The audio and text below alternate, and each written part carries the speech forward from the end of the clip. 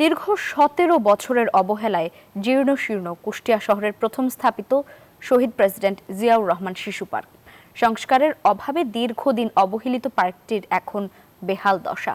তবে পার্কটির দ্রুত সংস্কার করে শিশু কিশোরদের বিনোদন কেন্দ্র হিসেবে গড়ে তোলার কথা জানালেন পৌর কর্তৃপক্ষ। মাহতাবউদ্দিন লালনের পাঠানো তথ্যচিত্রে ডেস্ক রিপোর্ট। ২০০২ সালে কুষ্টিয়া শহরের প্রাণকেন্দ্রে ঝাউ কোড়ই আর বড় গাছের ছায়ায় একসময় শিশুদের কলরবে মুখর ছিল শহীদ রাষ্ট্রপতি জিয়াউর রহমান শিশু পার্ক। আজ সেই পার্কে নেই শিশুদের হাসির শব্দ আর কোলাহল। দখল, অব্যবস্থাপনা আর অবহেলায় হারিয়ে যাচ্ছে কুষ্টিয়ার এই ঐতিহ্যবাহী বিনোদন কেন্দ্রটি।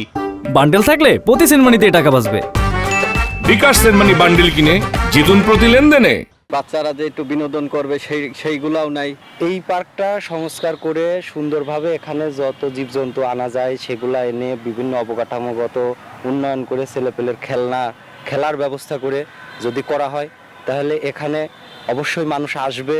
আমাদের দাবি এই পার্ক পুনরায় যাতে সংস্কার করা যায়, সেই ইয়েতে প্রশাসন যাতে কাজ করে।